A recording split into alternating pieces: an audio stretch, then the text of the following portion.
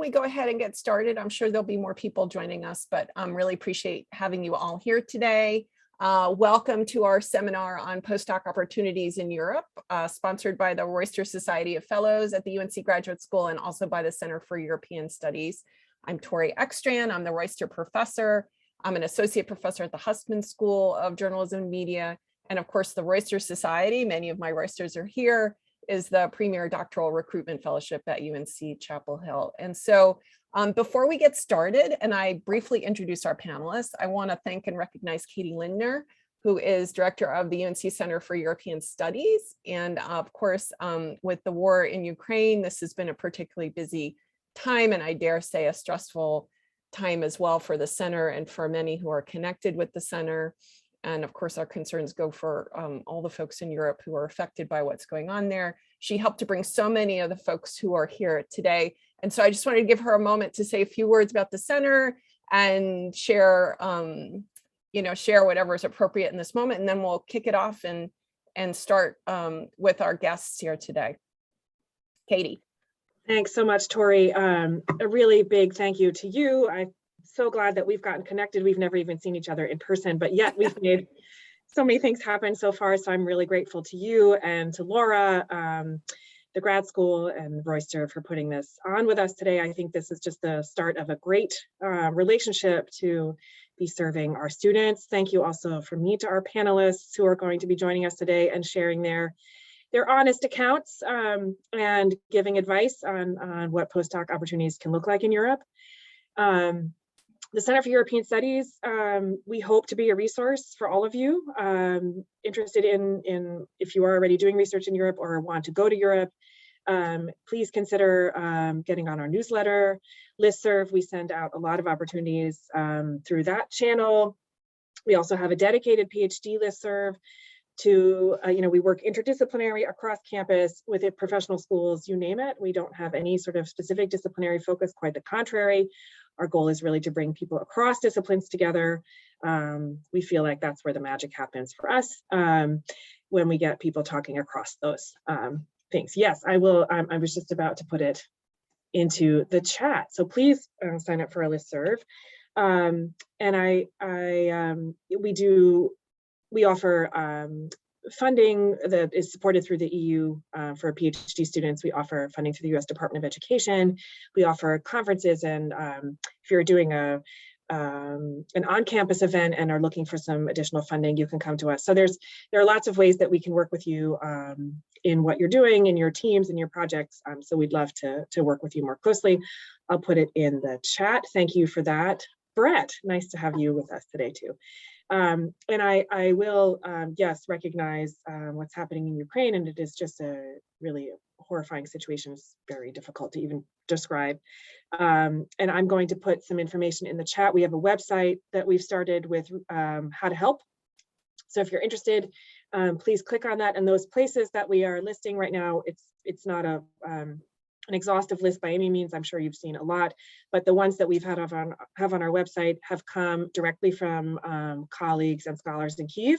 So it's the way that they feel that we can help most. So that's a list that we're just getting started on, and we're going to add to it, but please have a look there. Yeah, thanks for being here today. Yeah, thank you, Katie. Thanks for that. So I'm going to briefly introduce all the panelists, but I want to recommend that you take a look at the more extensive bio information on each of them that's been posted by Laura in the chat. We're also going to later offer some links for resources, because there's a lot of things you're going to hear about today that may feel a little slightly overwhelming. We're going to try to break it down for you and leave plenty of time for questions and answers. And so so basically what we're going to do is have the panelists speak for about 3 minutes or so to discuss opportunities, to discuss their experiences, and to offer you some considerations as you figure out your own postdoctorate plan. We have a representative from EURAXESS to tell us about how you can look for opportunities. And we have 4 postdocs with experience in many different European cities and also some US settings. And they're going to help us jumpstart that conversation. Once they have all talked, And given their short presentations, we're going to open things up in the Q&A, and we can do that both through chat, but also through raising hands, please, since we've got 41 on the call. I think that's a good way to handle it. And I guess the last thing I just want to say before I introduce our first speaker is that, seeking a postdoc is not always a streamlined or stress-free experience. And the articles I posted in the invitation to this event acknowledge some of those stresses and considerations. So I urge you to take a look at them as you're trying to figure that out, and to consider talking to some of the folks who are going to present here today and to the rest of us about plans, so we can try to assist you. So this is really one of the first, if not the first, efforts at talking about postdocs through the grad school. So we're ourselves even in a little bit of uncharted territory here, but we're excited to have some experts here on the panel. So our first guest is Jackson Howard, and he is the regional representative for the European Commission's EURAXESS North America, responsible for Canada and the US. And his main role is to inform academics and researchers about funding and career opportunities in Europe. So please do take a better look at his bio that's posted, but Jackson, I want to give you maximum time. So the floor is yours. The boxes are yours, as I like to say. Thank you so much to my host. I'm really happy to be here. And I just want to preface my remarks by saying I'm eager and willing and happy to be in touch afterwards if anyone wants to reach out one-on-one or to my office. We're a two-person team, but our job really isn't just solely to give a presentation and then hope that you follow up on that information in your own way individually, but keep a conversation going with us so that we can also connect you to the relevant maybe counterparts in Europe or something like that. So I'll jump into my presentation, but I really look forward to hopefully answering some questions. And again, in the spirit of prefacing things, a lot of questions I tend to field, I'm very happy to take specific questions, but oftentimes on a country by country basis, the answers will differ. So I anticipate saying, and I'm sorry in advance for saying it depends, but I will do my best if I can't give you a let's say, proper answer, following up with you and looping in a proper point of contact depending on what your question might be. So I will ask my host to interrupt if I experience any technical issues, if something happens maybe with my screen sharing or my mic and I'm not aware of it. But I'm just going to jump right in now to the presentation. And thank you everyone for listening to me today. So I will use this brief time to introduce my organization, and hopefully I think I have some messages that will be shared in the chat as I present. And again, if not, I'm happy to make sure all of this gets out afterwards. I think in a follow-up message that all the attendees and registrants will get. So thank you very much. And in this portion, I'll be talking about EURAXESS for a few minutes.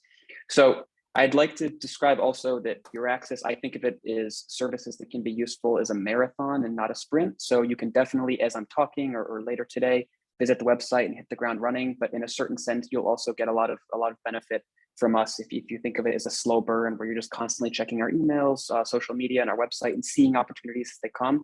Sometimes we post extremely specific opportunities that, more than 9 times out of 10, 98% of the time will not be relevant to you in your particular field or research level. But sometimes you'll find that golden nugget that really is completely in line with your studies. So I would say, think of this as you'll get a lot of good exposure today in the quick breadcrumbs I'm planting or laying out for you. But in a certain sense, you'll also feel that with constant exposure to what we're doing, you'll get maybe a better idea of the big picture. So a little outline would be that the overall project is called EURAXESS Researchers in Motion. And this is divided into 2 components. One is EURAXESS Europe. The other is EURAXESS Worldwide. So as you can guess, Europe is based within Europe. This is both the 27 European Union member states as well as the associated countries. I could spend my 3 minutes just talking about that, but for the most part, we can think of the European continent and even the periphery as a whole, with few exceptions, as I mentioned this. EURAXESS Worldwide is the presence of this project outside of Europe. So I and my colleague run the North America hub. There's hubs in most regions and most continents. So I hope that she and I will serve as your main points of contact for anything about connecting to professionals in Europe and considering the next step in your career. So as has been mentioned, thank you, Tori, for the kind introduction. We are an initiative of the European Union's ERA, European Research Area. That's a single borderless market for research, innovation, and technology across the EU and the associated countries. So the overall aim of ERA, and by extension our project, is to support researcher mobility and career development while enhancing collaboration between Europe and the world. This includes helping you carry out your research in Europe if you choose to go there, or develop ties across the Atlantic if you choose to stay here in the US. And as a quick reminder, all of our services are free. So quickly, there are 4 central components to our EURAXESS services, and the categories I'm about to mention are just mirrored on the main sections of our website. So the first is that our portal has a jobs and funding database. This is where you as a researcher are invited to search for job vacancies and funding opportunities. And then in turn, institutions, universities, companies, et cetera, can publish their vacancies. So these are anything that receives funding from the European Commission, I believe by the structure of the rules, is required to be posted on this portal automatically. And then institutions and individual researchers can privately just register themselves for free and post them. So I like to think of it as a one-stop shop, but I'm sure everyone that speaks after me will also have some really good input and other things you can check. So I would say add it to your toolkit, and we can hopefully be a major source of you finding opportunities. Very quickly, another really nice portion of this is that you're taking direct contact with the people posting these opportunities. So you're not applying through us. We're not approving or denying anything. We don't have any direct funding ourselves. So you're literally just finding the opportunities through us and then going straight to the source. Quickly continuing, there's also a hosting database. This is where you as a researcher can look for hosting offers from institutions, as well as research partners. I'll speak very briefly about some bottom-up funding opportunities where once you are awarded these, you can sort of move forward with a Europe-based institution where they're happy to have you because the grant's portable and you simply take it with you where you want to go. In terms of career development, we have training and support services. I would encourage you primarily to look at recordings of past webinars that might be themes of interest to you. We had a really great 5-part series that we held throughout the entirety of last year on academic publishing, for example. All those recordings are free and available to view now. And then for information and assistance, there are 42 national portals. As I mentioned, there's 27 EU member states and additional associated countries. And these national portals online provide information on research jobs and funding opportunities, as well as personalized services in each country. So when I said my answer sometimes will be, it depends, the folks in the national portals will usually give you country-specific answers and concrete information. And for the most part, most of these portals have information divided into 18 streamlined topics. Examples would be like accommodation, visas, how banking works in that particular country, social security, and these all fall under 3 categories of living in Europe / moving to Europe, working in Europe, and then if you choose to, leaving Europe. So basically they are looking at the philosophy of what is the cycle, what is the timeline, and giving you these sort of expert categories regardless of which country you're interested in. And then within all of Europe, there's 600 support centers. So these are oftentimes staff members based out of universities or other research institutions. And they have not just country level expertise, but thematic expertise or funding mechanism expertise. So I will direct you oftentimes to someone working out of one of these 600 support centers. So this is a quick screenshot of the portal. I just typed in Postdoc a few minutes before starting the webinar, and you can see here highlighted just over 1,200 opportunities. So I would suggest using those search filters to set your research field and perhaps your country or countries of interest, and you can narrow down to a sort of manageable number of highly relevant opportunities that you can follow up on. And then I mentioned those national portals. I'll just give a quick screenshot here, and you can spend some time taking in my presentation afterwards. But these are the countries where you are able to get basically answers on those 18 different categories. And I'm really happy to elaborate more on member states versus associated countries in the Q&A if there's questions on that. And I will basically wrap up my comments by describing Horizon Europe. The EU funds research and innovation on a 7-year basis. This is really impressive to me. When COVID hit, we were in the final year of the previous 7-year framework program, but we didn't have to worry about any funding being disrupted because that had been set 7 years prior. So there's 95.5 billion euro for research and innovation. We're now in the 2nd year of this program since it started in 2021. And I'll just draw your attention briefly to Pillar 1. There's European Research Council grants, and there's Marie Skłodowska-Curie actions. These are fellowships. They're both bottom-up funding schemes that are highly prestigious, and depending on your length of time post PhD, you will generally apply to a certain category. And this is where host institutions will want you to apply to get a letter of interest through them, because you'd be bringing the funding you get from the European Commission and going to the institution of your choice in Europe. So they're prestigious, but they're also very open. They're bottom up. You're designing your application instead of meeting the priorities of a predetermined program. So I will leave you here with my contact information. If you look at the North America address here, this reaches my colleague and I. We're based in Washington, D.C., but as Tori mentioned, we cover the US and Canada as a whole. So I would say the most useful action item you can do after this is following up with us in the sense of signing up for a mailing list. So that link either has been in the chat or will be in the chat in just a moment. And then check our website out, follow our social media channels. We're constantly promoting great events. I'll also make sure that we share a link to an event we're hosting tomorrow with some other great organizations, including a European Commission speaker.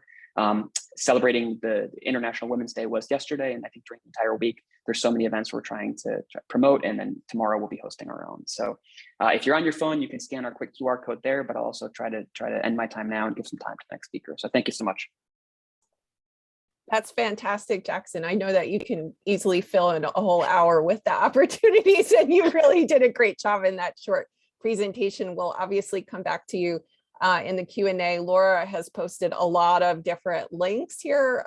We will be sure to make all of these available too, and to those of you who have attended. If it's challenging to get the screenshots or the links or do all that, we'll be sure to follow up with you afterwards with a lot of this information. Our second presenter panelist is Anna Nogueira, and she's a postdoctoral research fellow with the pharmacology department at UNC. Again, her complete bio was posted early on in the chat here, you can look at, but Anna's been a postdoc researcher in several countries. And so Anna, you can go ahead. The boxes are all yours, as I like to say. Thank you so much. Hi, everyone. I'm very happy to share a little bit of my experience here today. Jackson did a great job into just giving you an overview about EURAXESS. I am going to echo and say, do take a look at it.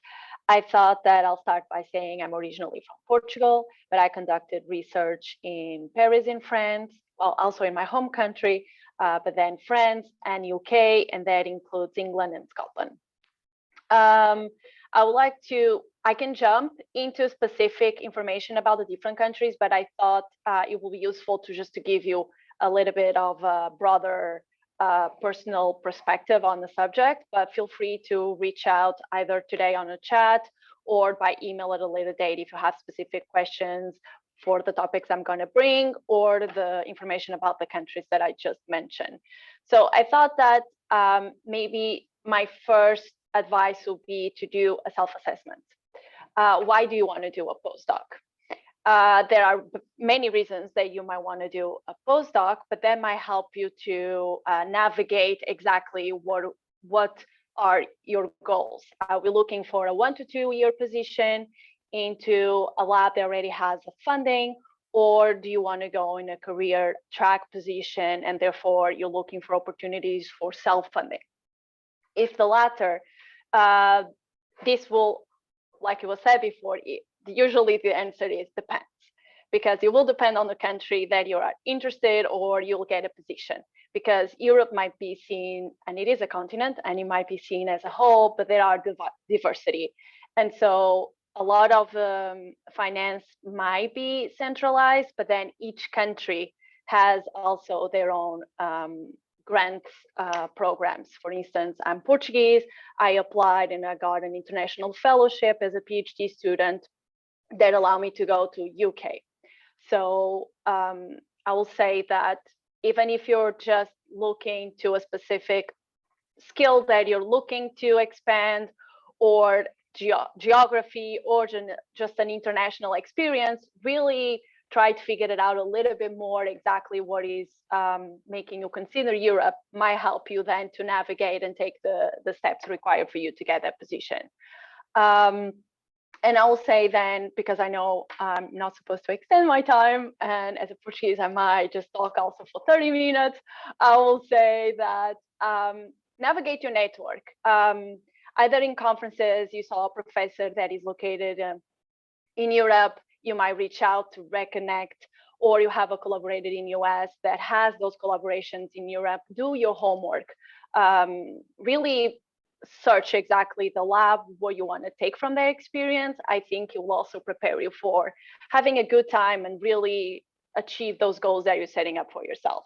Like I said before, feel free to just write me anytime you want. And I hope at least I was able to help you a little bit with this more broader perspective. No, that's great. And I loved your comment, Anna, about reaching out within the network of the discipline that you're in, and particularly to scholars whose work you may be reading, following, and or meeting at various conferences. I think that's always a great place to start. I know that's how I have gotten connected myself to work in Germany. So I think that's where most people start. But I mean, either that or EURAXESS, I think, is usually the first entry into figuring some of this out. So our next speaker, thanks for that. Our next speaker is Jessie Barton Hronešová, and I apologize for my terrible pronunciation.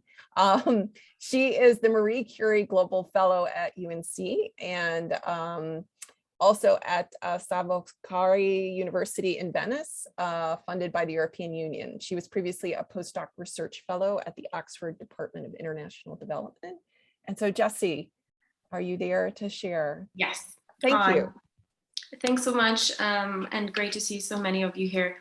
I thought what I'd do is, because every one of your experiences is going to be different, so I'm going to try to give you just a flavor of my own experience, and it's probably going to be more useful for people that are in social sciences, because I'm a political scientist, because science postdocs are slightly different, because you really are looking for the right labs and so on, as Anna was already saying, I think. So I do apologize that maybe this is not as relevant for science PhD students right now.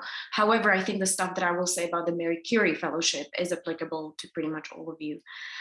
So what I want to say is that I'm from Europe originally, and I've kind of moved around Europe. I finished most of my postgraduate degrees at the University of Oxford and at the London School of Economics. And I've been to the US a few times on various visiting fellowships. And through that, I established various links here in the US, which then became quite useful for the other fellowships that I got after my PhD. I wasn't super wedded towards an academic career. I must be honest that the academic market right now in Europe is fairly tough. It's really rough in certain fields, and it really does depend on the networks you have. But it's quite difficult to get a permanent role. It's not as difficult to get 1-year-long contracts, but you know, the older you get, the more security you probably want in your lives. And so a lot of people mid-career level are, for example, leaving academia because of the lack of security on the job market right now. So that's something just to be aware of. However, after my PhD, so I decided, you know, maybe academia wasn't the thing, so I wanted to do something else. So I worked in the private sector in international development for 1.5 years. And then through the postdoc route, was able to come back to academia. And this is a very UK specific, but every country actually has a series of governmental funded postdocs. And I got one of those funded by the UK government. It's called the Economic and Social Research Council, which in the end funded 2 years of my postdoc at Oxford in the UK. And that was basically my way back to academia. And it gave me, you know, quite a lot of time to work on my own research. And if you get an externally funded funding in this way that I got for a postdoc, it's quite good because you can kind of finish off the stuff you've got left over from your PhD. So I basically rewrote my PhD into a book, published a lot of articles, did quite a lot of conferencing, and used the postdoc for that. And I think most 1-year to 2-year postdocs usually would be in that category of kind of finishing off your PhD research, publishing it, and kind of like a stepping stone to the next thing. The other set of postdocs that I actually got into one of them as well, and that was the other option, but I in the end decided to do my independent research, would be if you go with a project funded research. So an established researcher has just received a lot of money, let's say from the European Union, and they're looking for postdocs to conduct a specific portion of that research. So if you're more looking for that route, for example, you want more guidance, or that postdoc would be great because you would be working with someone that you really always wanted to work with. I think that can work really well as well, and you will get quite a lot of publications out of that. So it really kind of depends on what Anna was saying. What are you also trying to achieve with that postdoc? So from my 2-year postdoc, I then was not entirely sure what to do. Again, I was considering what to do with my academic career, whether to leave or not. So this process seems never ending. But I had a colleague at Foscari in Italy who I completely coincidentally bumped into on a street. And he said, listen, why don't you apply for Marie Curie? And I said, are you crazy? Like, I'm not going to spend my life writing an application for funding that I'm never going to get. Because it's, you know, you hear how extremely prestigious it is and like how impossible to get it is and how the application is, yes, it's a beast. It's a very long application. And he said, oh, don't worry about that. You know, this is what we're trying to do now at Foscari. We're going to give you all the assistance. We're going to send you all the documents about what belongs in which section. All you need to do is write a good, strong, persuasive content for your project. The story of your project needs to be solid, but the rest of the things, which is completely like, it's 90% of the rest of the application, you know, like your communication plan, your dissemination plan, your work plan, all of those, you know, like admin things, if you like, we're going to help you with that. You know, we've got a team who's dedicated to that, and we're going to tell you how to do that. And I should also say this was about 3 months before I gave birth. So this was not necessarily the period when I wanted to get involved into writing any big application. And his story went on. He said, well, there's one catch. You need to find a US-based university that would be willing to take you this quickly and write you a letter of support in the next 6 weeks. And because of the previous links that I had, that I was talking about, turns out that I actually did have someone that I could rely on. And there was Katie and Milada Vachudova here at UNC, who in the end did write the letter on time. And so, you know, stars aligned in my case. I wrote an application. I submitted it 2 weeks before I gave birth. I, in the end, got the fellowship. And even when I got the fellowship, I thought, this is crazy. I'm not going to move my family and my newborn across the world for this, right? And my husband was like, well, why not? We've been stuck in the UK for 2 years with COVID. Why don't we just get out? So here I am in the US after this quite crazy application that I never thought was going to work out, working on my own project. And it's been fantastic, I must say, and it's all been really worthwhile. And I know I'm running out of time, but I just want to say there are 2 types of these Marie Curies, and I checked, and all of you guys are eligible. There's the European one, which is if you wanted to spend 2 to 3 years in Europe. There are some, so for example, Foscari would allow you to spend 3 years in Europe. You go with the university in Europe, and I just want to say a few things about how to choose the university, and then you stay for 3 years in that country. You can do field work. There's a very generous research budget. The salary is great. All postdocs have really terrible salaries. Marie Curie has a great salary, so it actually does allow you to do some stuff with your life. The other one, which I'm on, is the global one, which means that although I am basically being sent from the Italian university, part of the requirements is that 2 years out of those 3 years I spend outside of the European Union and associated countries, which is the reason why I'm in the US. So it looks a bit weird why I'm in the US on an EU funding, but it's this global fellowship. So in your cases, you would probably have to go to Australia if you wanted to go with the global one, or, you know, we would have to check the eligibility criteria. You wouldn't be obviously able to stay in the US. The whole point of the fellowship is mobility. So like to get out where you are, basically. But last thing I wanted to say about, just like my personal story, choosing the university in Europe, don't necessarily go with, oh, I want to be, you know, at Oxford, I want to be at Cambridge, or I want to be at Sciences Po. Go with the university that has a lot of experience processing these applications and doing these applications and supporting you and helping you and actually having the admin system to be there for you, because the application is quite complicated. But as I said, I basically got a document, I got a template that told me this is what they want in this section. I know you don't understand this word, but no, dissemination doesn't go here. This is for communication, dissemination goes here. And you really need that support and you need that feedback. So, you know, University of Oslo, for example, has quite a lot of these Marie Curies, and it is a brilliant institution to go with. A lot of the northern, northwestern universities are usually quite good. But in my case, a university that, you know, I didn't even know, I hope no one's here, existed, you know, and they have been absolutely brilliant in supporting me and helping me. I send up an email and within 5 minutes I have a response and they sort everything out. So apart from the fact that I had to learn Italian because nothing seems to work in English in Italy, everything has been excellent. So I strongly recommend going for it, despite the fact that you might be intimidated, just like I was, by the complexity of these applications sometimes. And do reach out, obviously. I'm very happy to help to anyone. Wonderful. And congratulations to you. As someone who completed her dissertation with a 6-month-old, I could completely relate to that challenge, but it's doable, it's possible, it's hard, but that's amazing. Great advice. Let's turn next to, we have 2 more presenters and then we're going to open it up for Q&A. Let's turn next to Morgan English, who is about to get on a plane to go back to Germany She's in the States for the spring break. She's currently with the Teach at Tübingen program as a Teach at Tübingen fellow in Germany. Tübingen is one of UNC's 5 strategic partners, and the Teach at Tübingen program is a program that many faculty and students here, postdocs, have taken advantage of. She graduated from UNC with a dual degree in law and a master's degree from the School of Journalism and Media, and was one of my former students. So we're super proud of her. Morgan, go ahead. The boxes are yours. Yes, thank you, Tori, so much.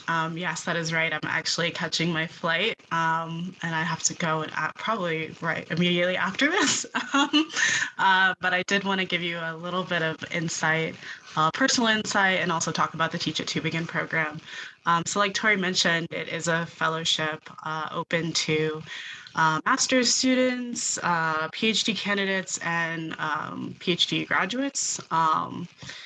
I think what they're looking for is really just teachers to lecture in English, and they take multiple different disciplines. My colleagues are I would say I have one colleague that does peace and conflict. I'm doing a law class with a focus on internet regulations. My French colleague is teaching something about French television. So there's like a wide variety, and they give you a lot of leeway on what sort of courses and classes you can teach. You can teach up to 2 classes at the university. And it's a gorgeous university in Tübingen, which is about, I want to say, 2 hours south of Frankfurt.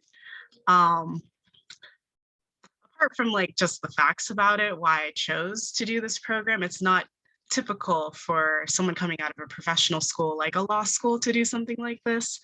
But I really think the good thing about it, it's a 1-year program, or up to 1 year. You can do, I think, 1 semester, or you can do 2 terms, 2 semesters.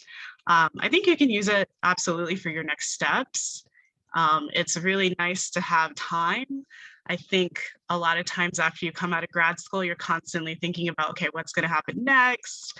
And this is kind of a break, really, from trying to figure out exactly what you're supposed to be doing in life. So that's why I really liked it. Some in the program are going to stay at Tübingen, so there are some opportunities for postdocs even after the fellowship. I have other friends that have talked to their department heads and have offered opportunities at other universities. Like my French colleague is now going to be teaching at a French university for a 3 to 5 year postdoc. So I definitely think it's a nice program, just if you want time. For sure. And yeah, I think that's pretty much all I have to say about it. I wish I could stay for the Q&A, but hopefully we can get, my email in there, and then, if you have any questions specifically about it. And I think the fellowship link is also provided, too. That's great, Morgan. Thank you for hanging out. We don't want to make you late for your flight. Have safe travels back to Germany, and I'll look forward to connecting with you in the future. So don't wait any longer. But yeah, so Morgan's right about Teach at Tübingen. It's actually a place a number of our PhD graduates have gone to, in some cases, to, I don't know if the right phrase is wait out the job market, but in years where we've had people who applied and for positions here in the US, but then needed some time away because the positions didn't come through for them. Tübingen has been a good place to gain experience in Europe. And then I've had students, I had a PhD student who was also there prior to Morgan, who was from China originally, but did her PhD here. And the timing of the Chinese market was such that she was able to also gain experience in Europe and even make herself more attractive to universities in China as an international student. So there are all sorts of reasons, right, that people hang out and go to Tübingen to teach. And she also, my former student, also did research with the School of Media Studies there. So it is possible to get on some research programs there as well. Okay, thanks, Morgan. Our last speaker, last but not least, is Hannah Kiiver. She is a EU Commission Fellow with the UN Center for European Studies and is Deputy Head Labor Market Statistics Unit at Eurostat, which is also part of the European Union. So Hannah, are you there? Yeah, hi. Thanks a lot for your introduction. Thank you.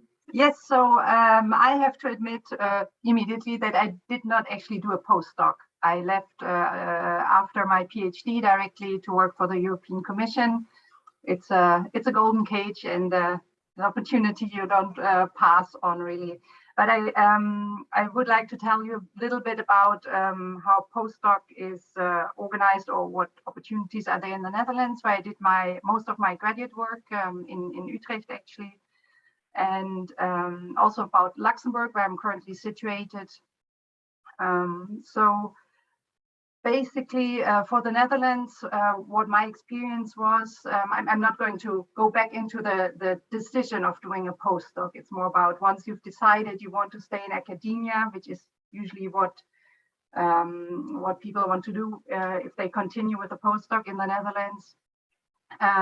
There are quite a few opportunities, more in the sciences than in the social sciences, I have to say.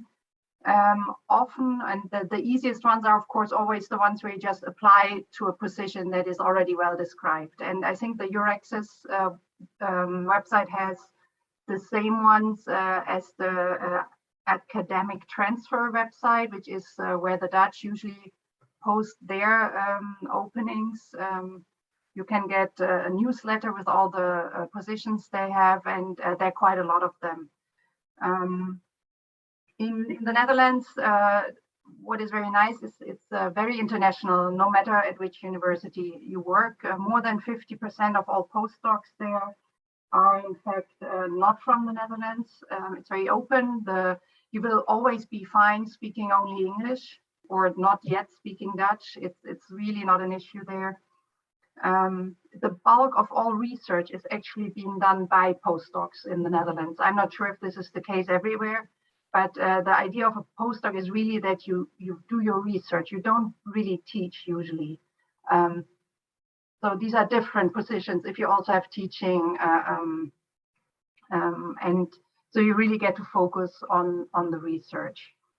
In Luxembourg, it's similar. It's a bit better paid, even though also the positions in the Netherlands are paid well enough. Similarly to Jessie, I had both my children during my PhD there, and we were fine being a PhD only household at the time. So these are salaries you can definitely live on in the Netherlands. In Luxembourg, it's nice because we have a single university. So if you find that one, you will usually find the most relevant postdoc positions, apart from a couple of smaller research institutes. And also there, you will find a number of postdoc positions specifically, again, for the sciences. It's a lot, the offer is a lot broader. But you can also look for what is called research associates. It's basically the same thing. And they are usually for 2 years, often even less. So it's really for this type of postdoc Jessie described directly after her PhD also.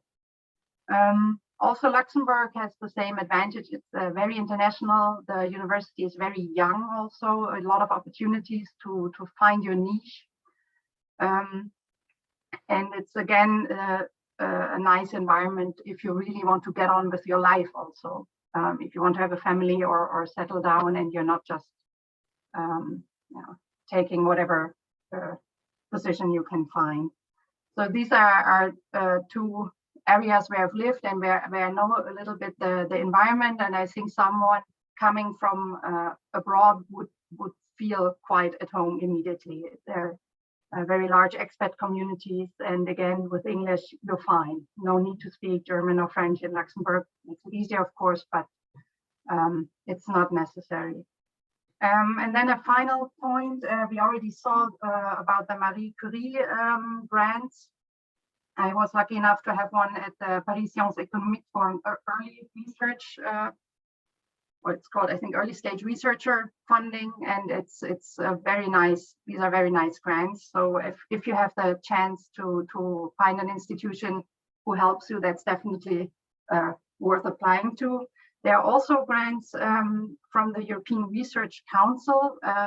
though there you have to have at least 2 years of postdoc experience already. So this would maybe be a second postdoc opportunity. They are supposed to last about 5 years, and you really do your own project there. You can hire people.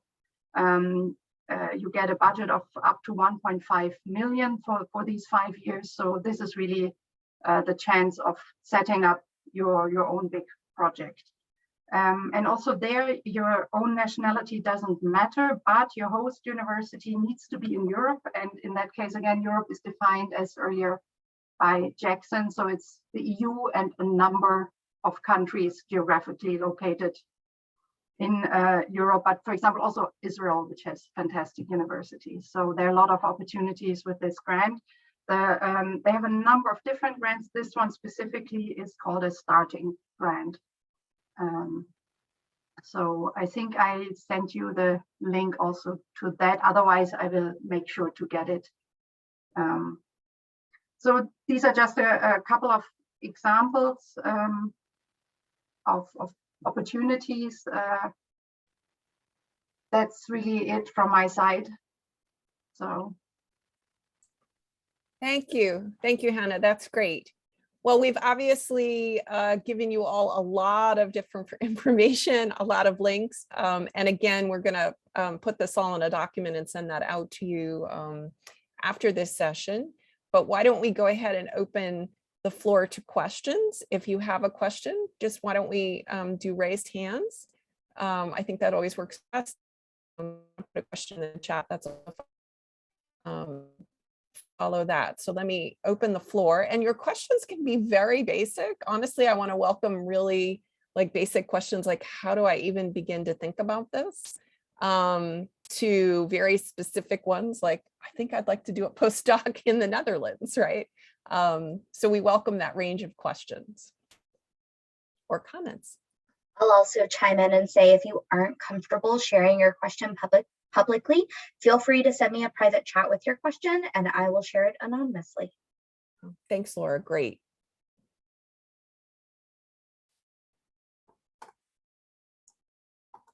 Maybe if people work up their questions. Well, I see we have a question here. I'll just briefly interrupt my thought and say, for ERC grants and Marie Sklodowska-Curie Actions fellowships, both institutions publish the call calendars, both the upcoming call calendar with the dates completely officially settled, as well as the tentative calendar for a year out, well in advance. So basically, if you're thinking this might be relevant, but for in the earlier example from Hannah, if you don't have 2 years experience yet, I mean, at this point, I just reshared the ERC's calendar for 2023.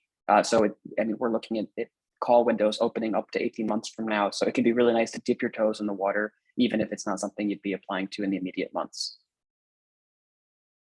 Interesting. Yes. Is it Amjad? Yes, thank you. First of all, thanks to all the panelists. This was fantastic and really helpful. My question is really more related to sort of the sciences. Oftentimes in the US, while most postdocs are within academic research institutions, there is a set of postdocs in government institutions or even private industries. Is that a measurable portion of postdocs in Europe as well? And sort of trying to find these, does that happen through those same channels, or are there specific channels for these kinds of non-university postdocs? Good question. Do I have any takers to answer? I don't know if that's a question for Jackson or. But now you can see the wheels turning in my head, because I think this is a question very ripe for the Europe half of the EURAXESS project. But then I'm also wondering what's a good way to sort of to ask, because it's so geographically spread out. So I would be, as I predicted earlier, I'd be very happy to have continue the conversation one-on-one, and then depending on the frequency with which UNC hosts these types of events, maybe this can be something that we mentioned during a future edition, and if I have a more concrete answer for you. But this is something where I think the component that coordinates among all the different national portals might have better ideas on this, and if not, a very good sort of survey type question for them to reflect on for the future. But I'm sorry, I don't have a proper answer for you. Anyone else want to chime in on that question? Or so I maybe Anna knows more about this, because obviously I'm not in sciences, but I know that these postdocs do exist. I've seen them. I think there's always some sort of a university input in one way or another, but there's a lot of collaborations. In the UK, I know of the Leverhulme Trust and the Wellcome Trust. They do have quite a lot of research projects. I'm going to post it in the chat. Do have a look at their websites. I don't really follow them because it's mainly science projects, but I know what they like to see is basically the establishment of new labs where you've got the business, like Unilever would be working with Cambridge on something, right? So that's the UK. And I sometimes do see on like the same generic websites where I'm looking for other jobs. Like I usually use the British one, which is the Jobs AC UK, which also has the rest of Europe. Actually, you can set it up there where they're publicizing them as well. I think the academic jobs that Hannah was talking about has that as well. So I think in the criteria, just look for that. But I'm also going to tell you, post the Wellcome and Leverhulme right now. Thank you. I would like to add that it will depend on the country. There are some hubs, Jessie just mentioned in UK. I believe Netherlands also has them, and Germany. This doesn't mean specifically, so in US, you do see biopharmas having advertisements for postdocs in industry. They might not be called exactly that way in these countries that I'm mentioning, but there might be more, obviously. But I will definitely take a look at big hubs like maybe Munich or Amsterdam, or you know, I will take a look at that. That might require a little bit more. I cannot even think about a database specifically for postdocs in industry that can help you. But I'll definitely follow up if there's companies that work on your, scientific question. Do look those companies' websites and reach out to people. LinkedIn is a great way to get a lot of answers, especially if postdoc in industry is something that you want to pursue. Interesting, really interesting. Thank you for that. There's a question on the chat that says, how do you go about finding a host university for these grants? Do you email universities at do you email researchers at different universities? Do any of the students, any of the postdocs rather, want to take that question? Or So I think there's various ways how to go about this. If you start getting into your mailbox, which is what I would recommend, the job listings, if you like, of postdocs from, I don't know, if you're using academic jobs or Jobs AC UK, which is what I use. What happens is that even Marie Curie, some universities will actively start recruiting, if you like, and they will say, we intend to help to get 30 Marie Curie fellowships, right? A lot of universities won't. And then if you want to go through the route of Marie Curie or through one of the generic ones, then yes, email an academic that you would like to have as a mentor. And then that academic will probably just direct you towards the research office or someone within the university who will help you more with like the admin of it. As I said, if you then go through the project-based route, then that means you are literally applying for it as if you were applying for any other job. So in the job ad, you will see what you need to do. And I would always, so I think this is actually something maybe we need to talk about, because I don't necessarily know how it works here in the US, but in the UK, you usually do email, even if you're applying for a job, you would usually email the person to kind of ask for more details, and every country has it differently. So there's a lot of like unwritten rules that actually I can't really navigate myself. How do you actually go about when you see a job that you want to apply for? Do you just apply, or do you first email the academics? And I think in the US, I don't know, I mean, Tori, you might want to chime in. I think you do not email, right? You just kind of apply, whereas in the UK, you always do. I can't say that there's probably a hard and fast answer to that. My guess is that it's probably going to be very discipline specific, because I could say in my discipline, I get emails all the time from students from around the world, and I will respond, but I will also copy one of our international staff members, one of our staff members who handles international inquiries, and so we'll respond. But I I think it's going to be very discipline specific. I would imagine in the sciences, that's probably less common, right? That you're going through the mechanisms. I don't know if Jackson has a comment on that or any of the other panelists. Anna, do you want to go ahead? Jackson, can I go? Yeah, Please okay.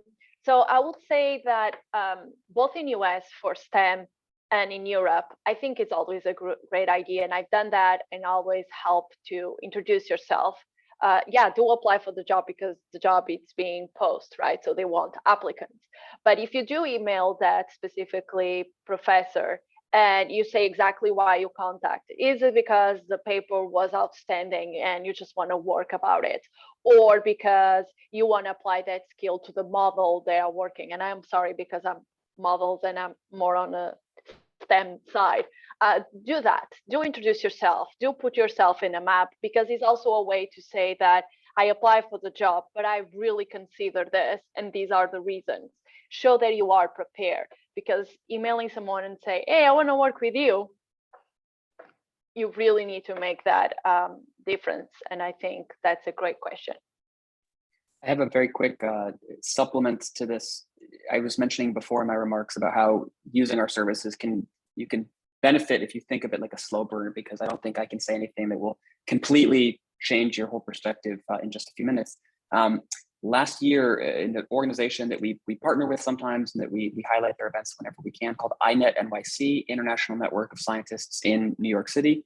They have a lot of European members. It's open to any international researcher. And they had a two-part series on Europeans wanting to go back to Europe after completing however long they'd been in the US and finishing their studies.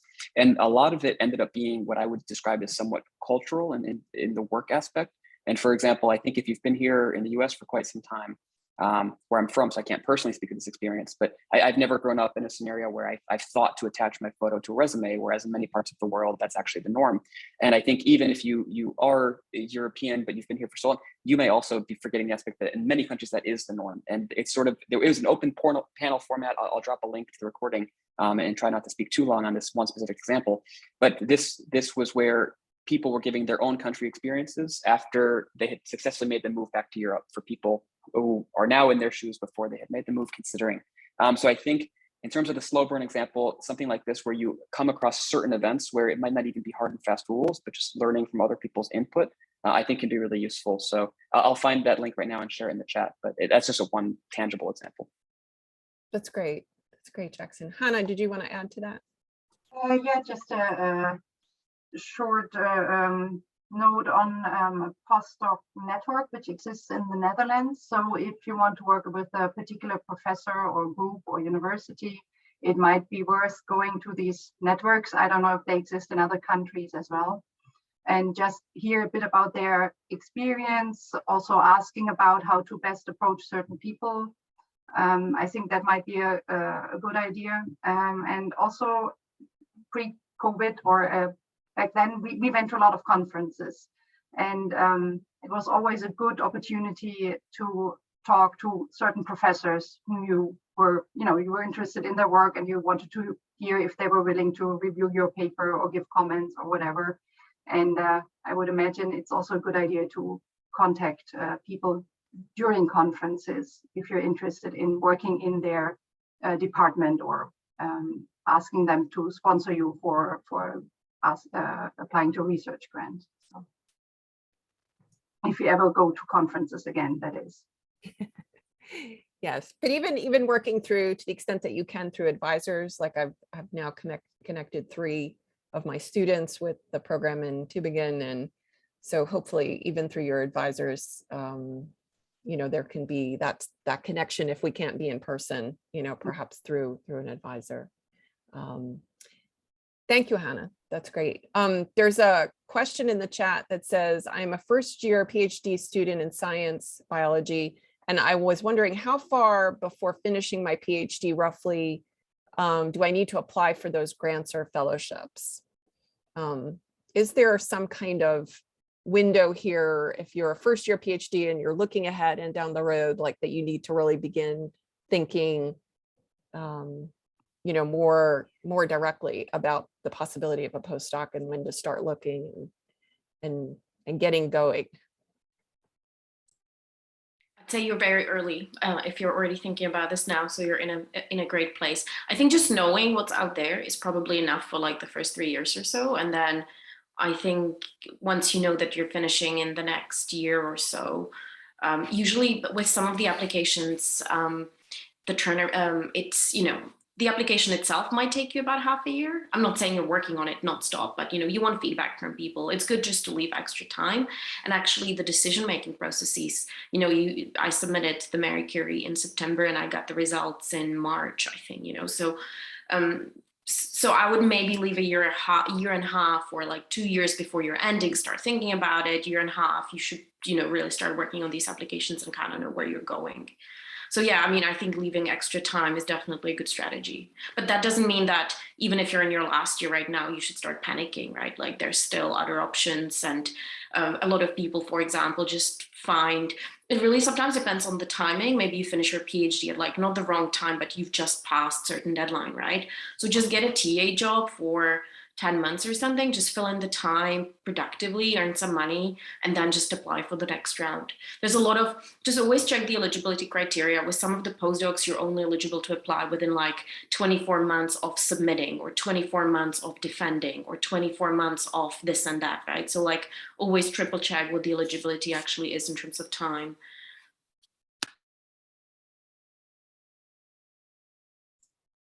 Great. Any other comments on that question? And Dean Barbour is here and says it may be helpful to be aware of funding cycles as your proposed postdoc mentor may need to graduate a current postdoc or get additional funding to bring you on. So yeah, so there may be timing as people are coming and going within various labs, I would assume in the sciences. Austin, you have a question? Yeah, sorry, I'm not sure if we're running out of time, but I was just curious for people with the softer social science backgrounds, like whether your research, like for example, Jessie, I saw that you focus on Bosnia and Herzegovina. Like, how did you navigate that with if your research may not be directly tied to a specific country, for example, or like compared to politics and stuff like that? Like, how did you make that relevant to like being in the US? And you know, like I'm kind of just trying to navigate that right now. Like, That's a great question. So yeah, I work on East European politics, and the first question I get is why then are you in the US, right? Like, why are you not in Eastern Europe? So I think you can give very persuasive answers. So in the US, UNC has one of the best European study centers in the country. The US has one of the best academic systems in the world. You can make the same case for whichever department you go within Europe. With my host university, which is Foscari, which like, I'm gonna be very blunt about this, they're not gonna help me with my research much. There's pretty much no one who works on what I work, but it can provide me a stepping stone for actually understanding EU funding. It has a great training program on qualitative methods and quantitative methods. It's providing me Italian courses for free. It's providing me with a series and range of other, things that I never received when I was in Oxford.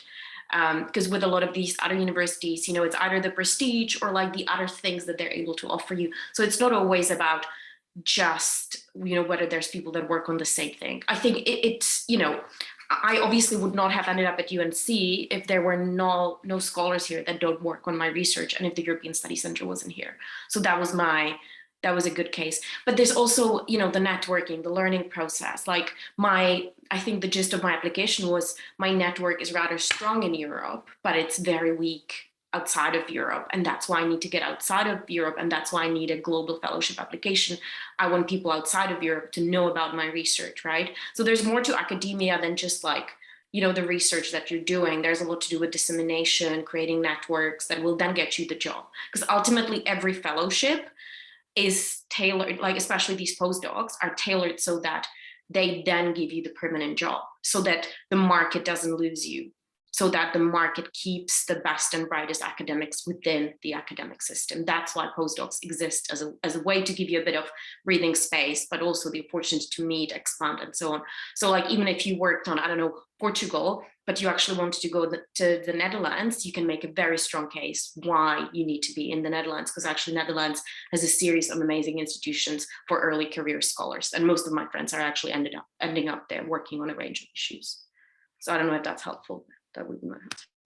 That is, thank you. Other comments about that question? No, I will just echo Netherlands is a great place to start your career. My brother did that too, so. Great. Other questions or comments? We actually have until 4:15. So I guess maybe one of the things I thought I would do is ask the panelists whether they wanted to chime in to say more or respond to other things they had heard during the session that they wanted to say more about. I'd love to briefly, I will defer to Jessie and Hannah, but in hosting info sessions in recent years on the Marie Sklodowska-Curie Actions Fellowships and the European Research Council grants, I believe in both of these funding schemes, there's no prohibition on successful applicants sharing their proposals. So I don't think it's proper to maybe assume that everyone would want to share his or her proposal. But if you do develop an email exchange, a phone exchange, develop a personal relationship with anyone, I think some will be open to just straight up sharing that with you, so you can sort of dig into it and see sort of the nitty gritty of how they formatted things, but then also some of the content narrative wise, how they describe that. But I sort of just wanted to plant that seed and see if any of my colleagues wanted to elaborate on that. Maybe Hannah, because I feel like I keep talking a lot. I do not have, oh, sorry, go ahead, Hannah. My application or my is already very, very old. I'm not even sure they use the same format anymore. And in fact, I didn't have the same postdoc as Jessie. It's called an early stage research fellowship. And I was thinking, since there are quite a few of PhD students in the audience, this is a really, really nice way of going somewhere else just for a couple of months. I think for me it was 6 months. I went to Paris to a university I probably wouldn't have, just gotten a PhD position in necessarily. And they pay you nicely as well, which is important if you want to live in Paris, of course, or any other nice city. And it was very, very easy. You just apply for a position. You don't have to bring your own proposal or anything. You just write what you're doing already. They have the money already. It's already there. And yeah, so this might be an opportunity even before the postdoc. If they haven't changed the program, I didn't check that now because this is really a PhD level opportunity. So depending on. And which program is that through, Hannah? I missed that part. It was called an early stage researcher, early stage research fellowship, and it used to be a Marie Curie action. But it works actually that a university is part of a certain group. They apply for funding, and then they get X number of these really short stays, and you can just apply. And you just come with your project. You say why you want to go there. I had 2 professors which were really interesting for me, so I said, this is the guy I would like to work with, and they just say, yeah, we're interested or not. And since they already have the money, it's very, very easy. Not at all the same effort you have to put into a postdoc fellowship. I'll have a look and I try if I can find whether this specific program still exists, because it's been 14 years now, I believe. So. Okay. Other questions or comments, or our panelists more that you would like to offer and say based on what has been said so far? It is certainly a lot of information, I know. And again, we're going to compile this. We have it compiled, but we're going to compile some more of the links that were shared and send it out to those of you who are in attendance today.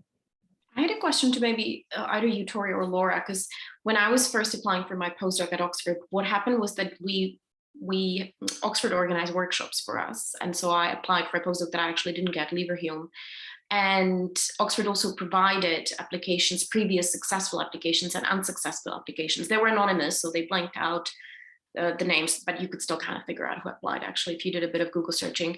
And that was really helpful because we looked at each other's applications and said, okay, are you, responding to the question? And with these applications, it's if they ask you to do, I don't know, in 300 words, tell me the summary of your project, do that. Don't go into details of something else, right? Like you always have to answer the question. And I think especially with the Marie Curie application, the questions are rather detailed. And so, for example, one of the questions is, you know, how is gender integrated in your research? And for example, I don't know, you look at, sorry, I don't know, pharma with guinea pigs, and there's nothing to do with gender, or, you know, and you need to be really creative because you still have to have an answer to this question one way or another.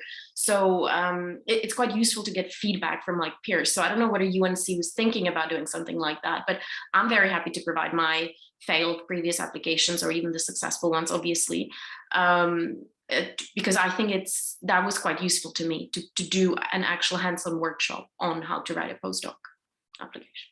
I know that we regularly around the university have various workshops on grant writing in general, but I'm not sure within the graduate school whether we have had sessions on grant writing.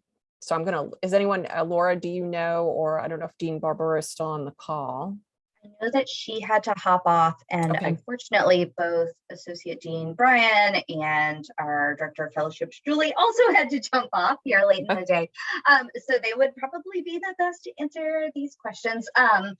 But I'm going to throw in the chat, might refer folks to the Office of Postdoctoral Affairs at UNC because they handle most of the postdoc things. The link that I put in the chat earlier from our Graduate Funding Information Center, GFIC, if you will, does have some successful applications from other grant options and funding options. So that could be a place to start. But I will take that question back to my colleagues. Yeah, I mean, it seems to me, again, we're sort of, that seems like the logical next part of this, Jessie. Like we want to, and we talked a little bit about this before the session, you know, maybe do regular workshops on, well, one, opportunities and considerations, but then two, you know, okay, now I've identified an opportunity, like how do I actually write a really good application? What's the advice from folks who've been successful? I think that's a great suggestion. If we don't have that going on in other parts of campus, and because we're so huge, there are occasions with UNC where we don't always know that something like this is going on in another unit or part of campus where, but certainly as it relates to Europe and the graduate school, I think this is something we can certainly consider. Yeah, Katie. I do, sorry, Katie, Oh. Do you mind, I had a question that came into me via chat. Do you mind if I share that question real quick? Yeah, okay, go ahead, perfect. and then Katie. For PhD students who are still deciding whether they want to stay in academia or go into industry careers, would postdocs be a good option? That's a great question. What do our panelists think? I'd say yes. I think it's a great option. It buys you time. If the salary isn't awful and terrible, which I don't think it will be, it's great. And I've seen a lot of people that did a postdoc and then didn't stay in academia, but it didn't hurt them, you know. If anything, it just bought them a little bit more time to figure out what they wanted to do. So yes, 100%, I'd say yes. I will say it depends on your field. Specifically, if you're staying in STEM, there are projects that can take 3 to 5 years to finish. When you can get a position in industry, or, and when I say industry, I'm talking about all of industry, medical writing included, right? Anything, not bench work. So it really depends. It can buy you some time, but if you can have the position that you already wanted to explore, you might get a job in that. If you're indecisive, I will say UNC has one of the best Office of Graduate Educations that can help you to do career exploration and really prepare you to do that choices. So take advantage on that. I'm more than happy to put a couple of links on that on the chat too, if the student that put the question needs more information. Hannah, did you? Yep. Yeah, just quickly.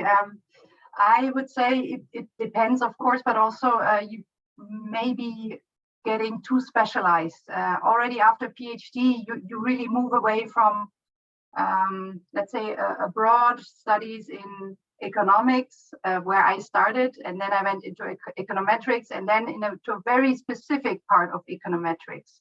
And at that point, no one wants to hire you anymore as an economist, even though, of course, I don't know less, just because I did a whole lot of other stuff. But this is, it's perceived, you look at the last education and the last topic someone was working on. So I would be a bit careful, because it can backfire.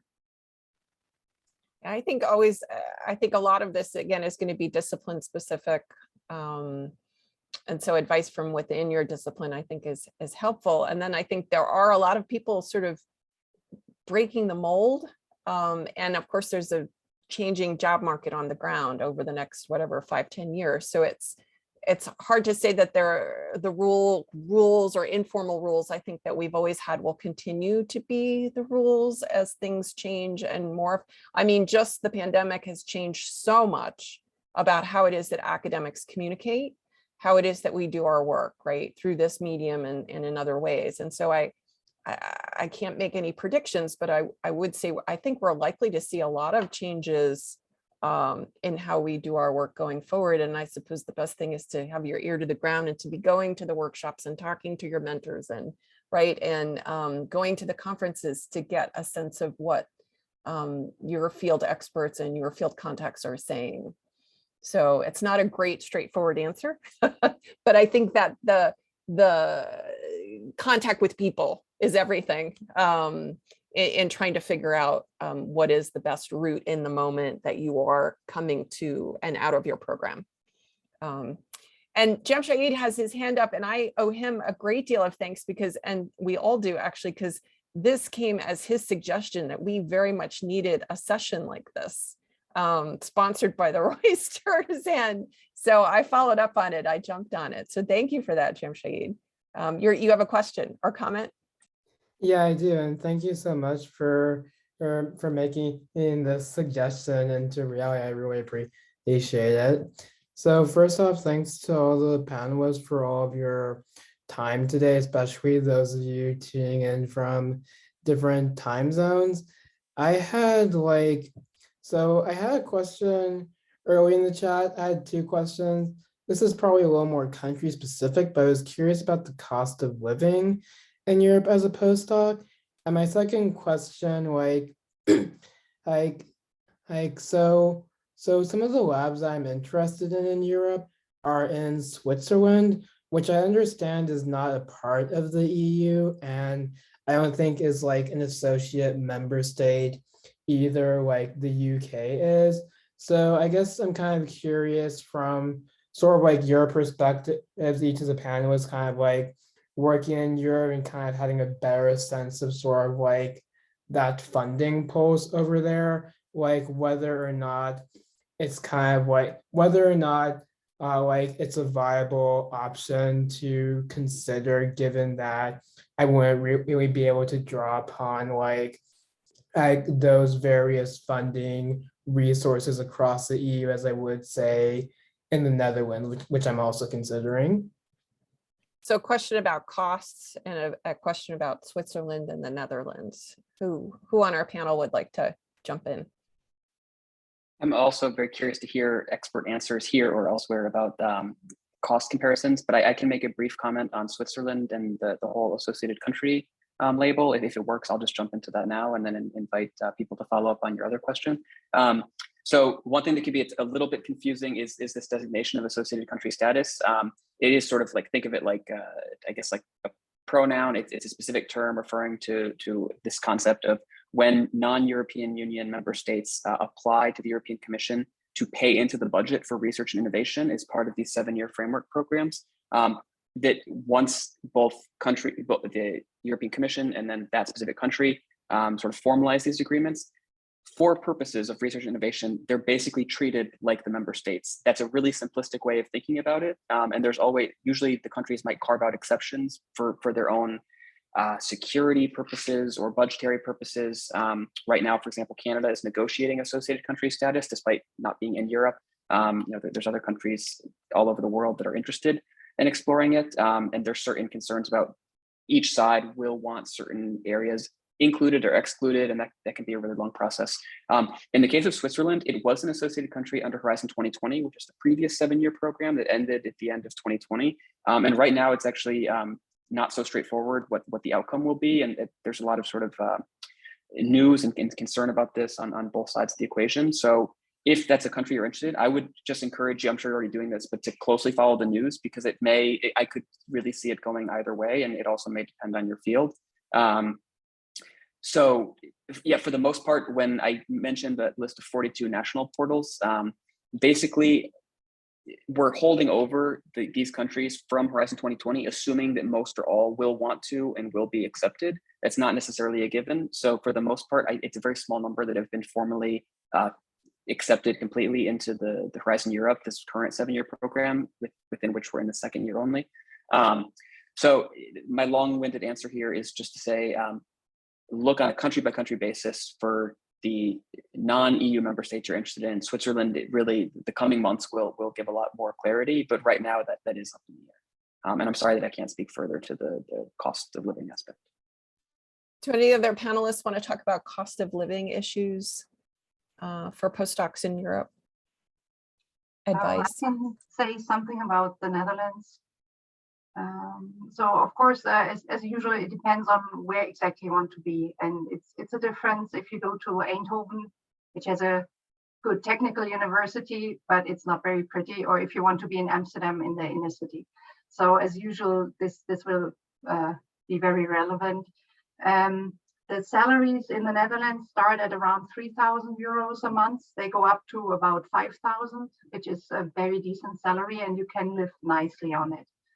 Especially if you don't have just one salary for a family, or if it's just you. So, and also, which I don't know if I need to say it, but you do have paid leave. You do have a very, very low health insurance, a couple of euros really per month. And you don't need a car necessarily in the Netherlands, specifically because public transport is really, really good, and you can bike everywhere, literally everywhere, safely. So you can keep your costs down really easily. And it really boils down to where you want to live and how the rents in Amsterdam are really, really high. So if you want to have a fancy house there, it will be tight, but that's about it. Also, food is a lot cheaper. The Netherlands is actually the country where you can buy the healthiest food for the lowest price. Sorry, my statistics is getting the better of me. So we had a comparison on that one. So